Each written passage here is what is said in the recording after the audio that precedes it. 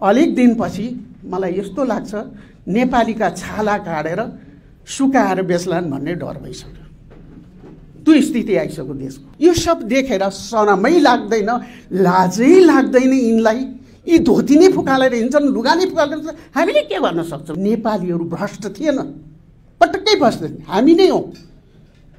25, 30, 40 सालतिर 42 सालतिर जाँदाखेरि कसैले 2 पैसा दियो भने कर्मचारीहरू लिन मान्दैनथे, पाप लाग्छ भन्थे।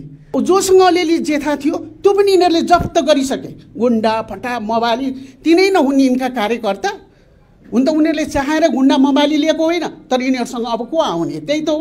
हेर्नुहोस् त अहिले एयरपोर्टमा हिजो राति फोटो देखाइरहेको थियो टेलिभिजनले, वारती मान्छे गइरहेछन्। तपाईँलाई यहाँ भन्दा के लाग्ला? मलाई एक रातभरि निन्द्रा लागेन जब गोर्खालीहरू नेपालीहरू रसियन उसमा गएर लडाइँ गरे युक्रेनियनसँग भन्दाखेरि मलाई त्यो दिन निन्द्रा लागेन। त्यो पनि त खान नपाएको हो। त्यसमा एउटा केटोले के भन्नु थाहा छ? यहाँबाट लडेर बाँचेर यति पैसा लिएर गयो भने त मेरी आमाको आँसु त पुछ्न सक्छु। म चाहिँ के देख्छु भने अरू कुराले केहीले बिग्रेको होइन, भ्रष्टाचारले बिग्रियो हो मुलुक। सक्षम आर्थिक रूपबाट सक्षम भएको परिवारसँग अलिकति भ्यालुएबल एसेटहरू प्रपर्टीहरू रहेछ पनि त्यो पनि लुटिने गुन्डा फटा मवाली। ती मवालीहरू फेरि सबै पार्टीका मान्छे छन्। त्यो जान्छ प्रत्येक दिन नेतालाई सलाम गरेर आउने मान्छे छ। तिनकै अब के हुन्, कस्ता मान्छे हुन्? निराश पनि हुनु हुँदैन। मुलुक छ हामीसँग, बाटो छ, राज्य बन्ने कुरा त जनता पनि छ, सबै कुरा छ, नभएको होइन।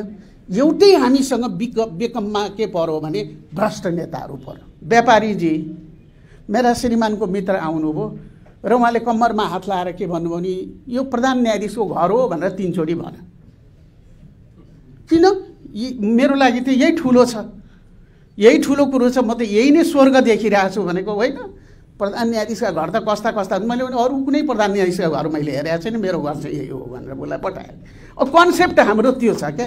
यिनीहरूले भ्रष्टाचारबाट केबाट गर्दै रहेछन् भनेको त भुटानी बनाएर बेचिरहेको रहेछन्।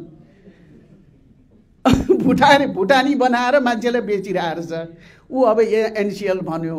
मेरो कल्चरै बेग्रे। म त फेरि न्याय क्षेत्रको मान्छे, 30-40 वर्ष न्याय क्षेत्रमा काम गरेको मान्छे।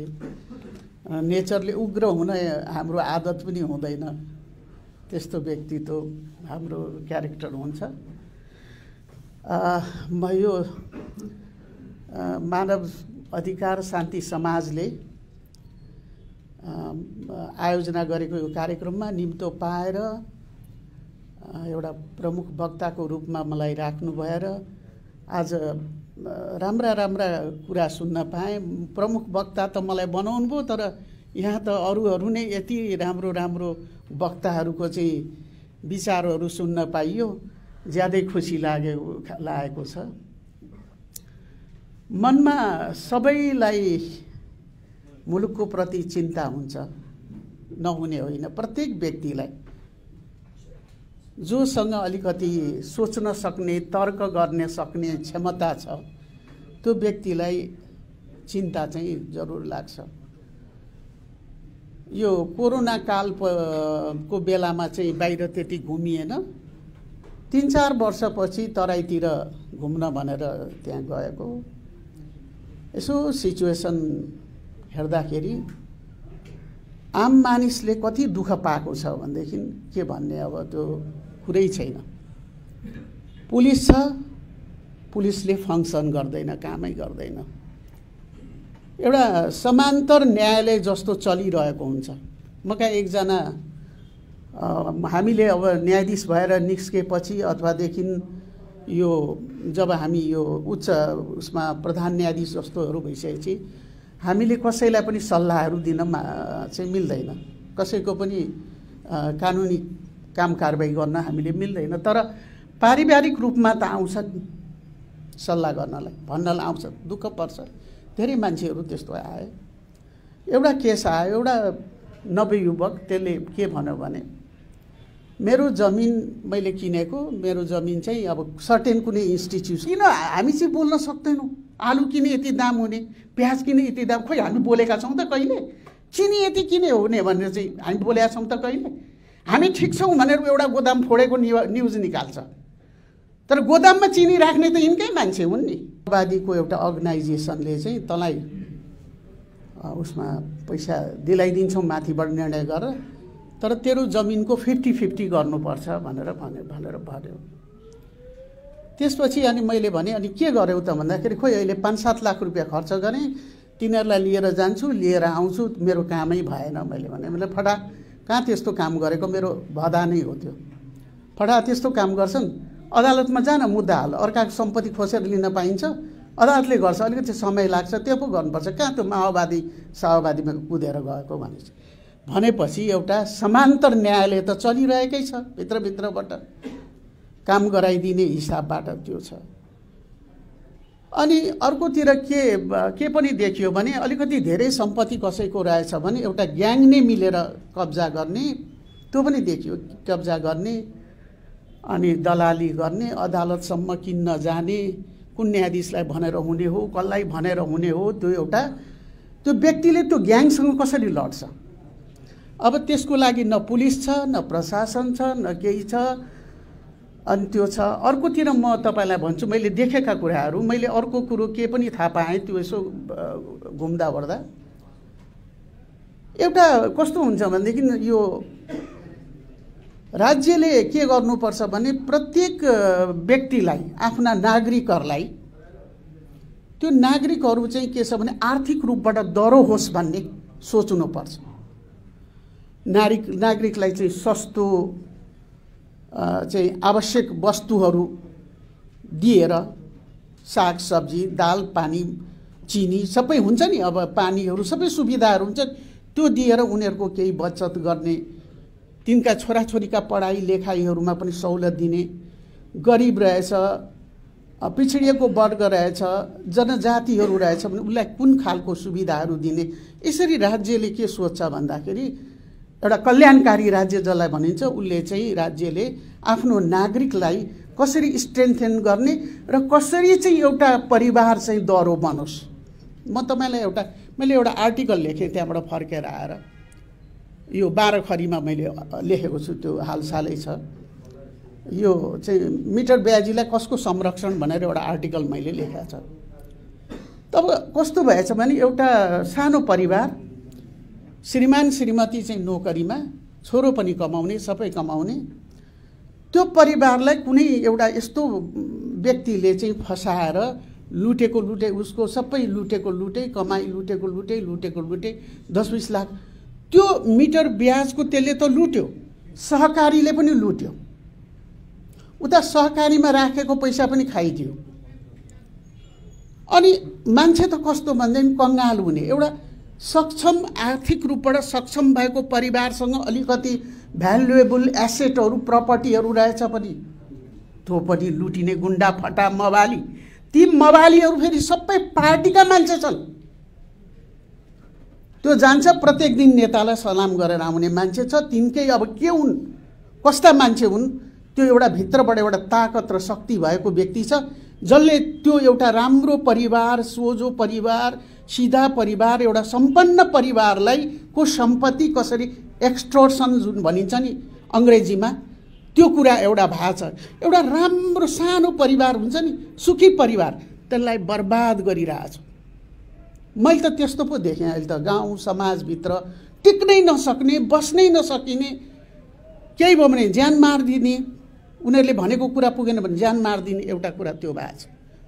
अर्को कुरो म के पनि देखिरहेको छु भनेदेखि राज्यले अथवादेखि गाविसले, नगरपालिकाहरूले के गरेको देख्छु भनेदेखि ल 8 लाख 10 लाख रुपियाँ आयो, एउटा यहाँ प्रोजेक्ट हुँदैछ, ल पैसा उठाउनु पर्यो, 10-10 हजार 20-20 हजार उठाएर ल पानीको गर्नु पर्यो, ल बाटो बनाउनु पर्यो, ल सडक बनाउनु पर्यो।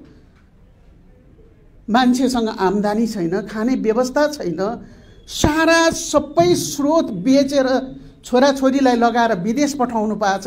त्यहाँ पनि छोरा मरेको हुन्छ, बाकसमा आउँछ कि यहाँ चाहिँ के छ भनेदेखि उसले चाहिँ त्यो उसले जिउँदो आउँछ आउँदैन, कमाउन सक्छ कि सक्दैन, भोग सक्दैन। आजै म एकछिन यहाँभन्दा पहिले, आउनुभन्दा पहिले म ब्याङ्कमा गएको थिएँ।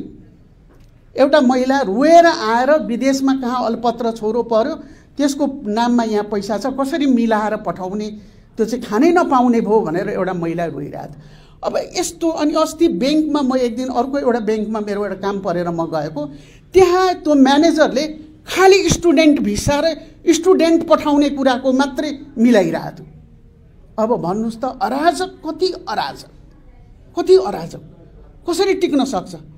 तपाईसँग भएको बचेको पैसा विकासको नाउँमा ल सरकारले 8 लाख दिँदैछ, तपाईँहरू कति कति हाल्ने? मेरै पैसा मेलम्चीको नाउँमा 20,000 खाइदियो, अहिलेसम्म धारै छैन। ए मान्छेसँग पैसा त वार त आउँदैन नि। भनेपछि अहिलेको गभर्मेन्टको मानसिकता मैले कस्तो देखिरहेको छु भने यिनीहरूको खालि कसरी हुन्छ जफ्त गर्ने। जोसँग अलिअलि जेठा थियो त्यो पनि यिनीहरूले जफ्त गरिसके। गुन्डा फटा मवाली तिनै नहुन् यिनका कार्यकर्ता।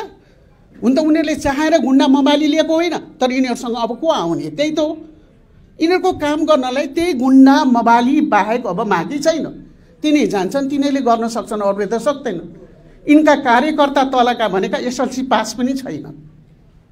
त्यस्ता कार्यकर्ताहरू जोसँग तपाईँ जानुस् करोडौँ सम्पत्ति लिएर बसेका छन्।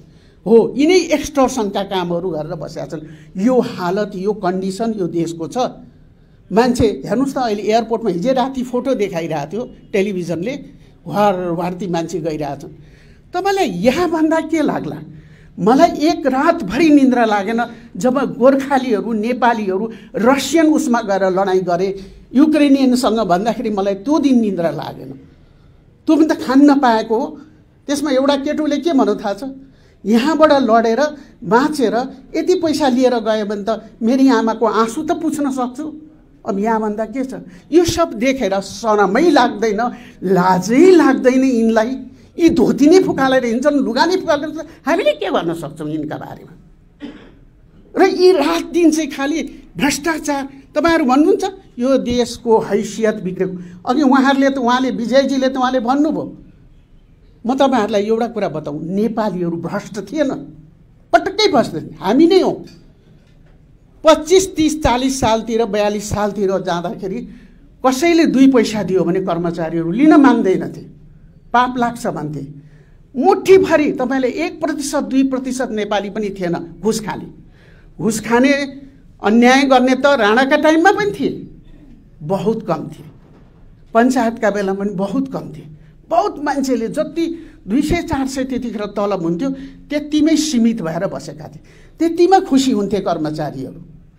तर यो सब अहिले बबन्डर के भयो भन्दाखेरि यी यस्तै किसिमको अराजक यो बढ्दै बढ्दै बढ्दै गयो।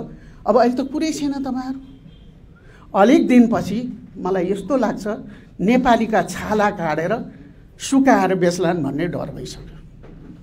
त्यो स्थिति आइसक्यो देशको।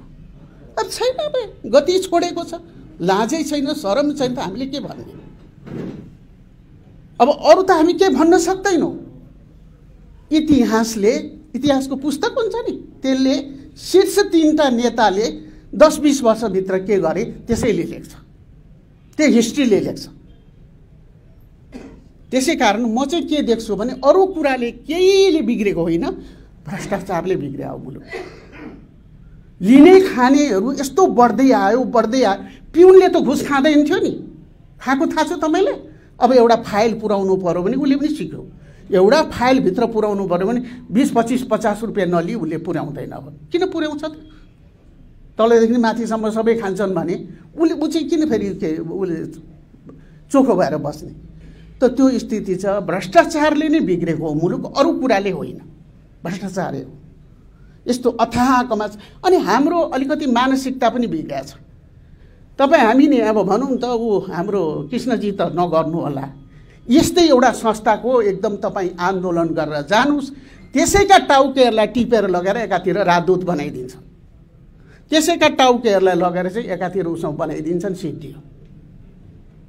त्यसै कारण म लामोसम्म चाहिँ म बोल्दिनँ। तर मेरो भनाइ के छ भने कृष्णजीहरूले अथवा यो शान्ति समाजले जे गरेछ यो ठिक गरेछ। अघि हाम्रो बरालजीले भन्नुभए अनुसार चाहिँ उहाँले चाहिँ के छ भने धेरै कुरा चाहिँ हामीले वास्तवमा के भन्दाखेरि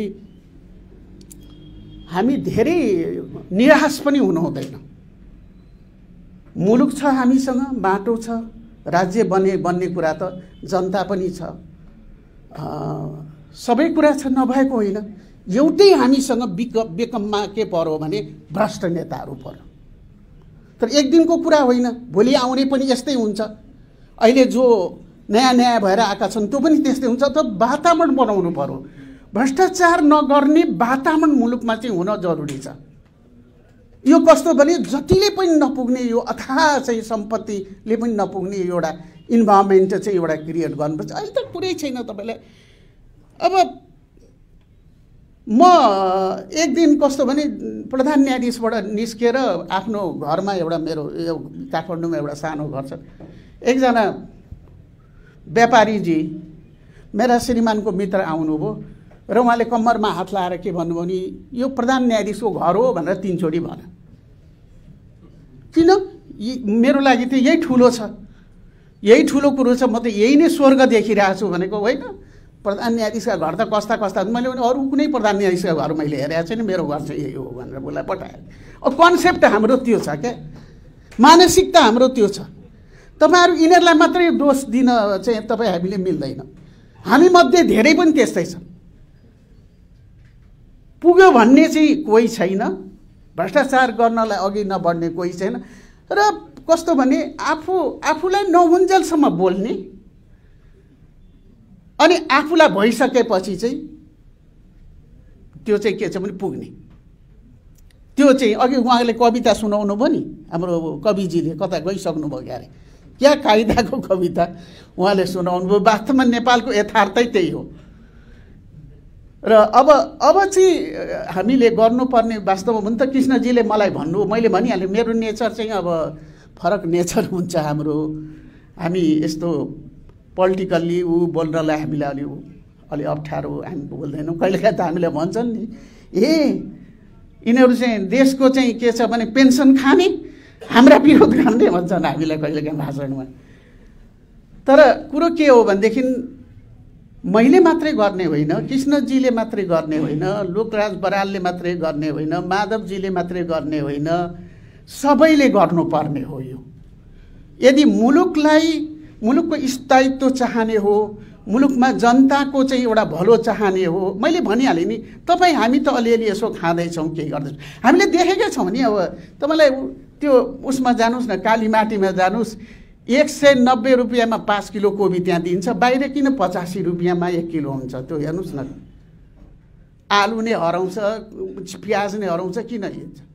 यो आलुको एउटा ठेकदार होला, यिनै नेताका कोही माथि ठेका, भित्री आन्तरिक रूपबाट ठेका लिने त यिनै नेताकै छोरा चेली बुहारी कोही होला होइन। चिनीको एउटा होला, हामीले 140-150 चिनी खानुपर्छ, चिनी नै छैन भन्छ बजारमा। अनि त्यसपछि आलु नै छैन भन्छ बजारमा, के सबै ठेक्का। अब यसमा किन हामी चाहिँ बोल्न सक्दैनौँ? आलु किन यति दाम हुने, प्याज किन यति दाम? खोइ हामी बोलेका छौँ त कहिले? चिनी यति किन हुने भनेर चाहिँ हामी बोलेका छौँ त कहिले? हामी ठिक छौँ भनेर एउटा गोदाम फोडेको न्युज निकाल्छ, तर गोदाममा चिनी राख्ने त यिनकै मान्छे हुन् नि, भन्न पो हुँदैन। यिनकै मान्छे हुन्। कसको हिम्मत हुन्छ? पुलिस प्रशासन सबै माथिदेखि तलसम्म नमिलिकन चाहिँ भ्रष्टाचार हुनसक्छ, चाहिँ त्यत्रो ठुलो काण्ड हुनसक्छ।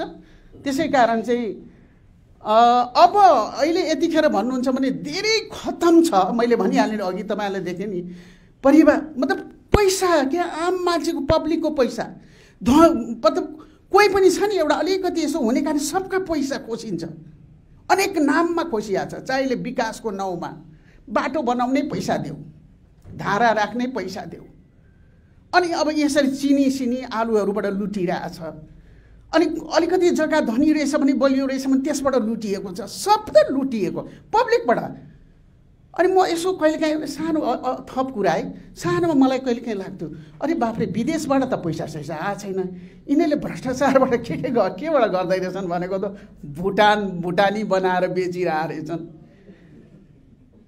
भुटानी बनाएर मान्छेलाई बेचिरहेको रहेछ ऊ। अब एनसिएल भन्यो, अनि त्यसपछि के भन्यो? अब त हुँदा मैले भनिहालेँ नि, यस्तो सानो चाहिँ अलिकति बलियो कमाएको मान्छेहरूलाई बाट लुटेर पनि खाइरहेको रहेछ जम्मै। अब चिनीबाट लुटिरहेछ, आलुबाट प्याजबाट लुटिरहेछ, अनि हामी बोल्नै सक्दैनौँ।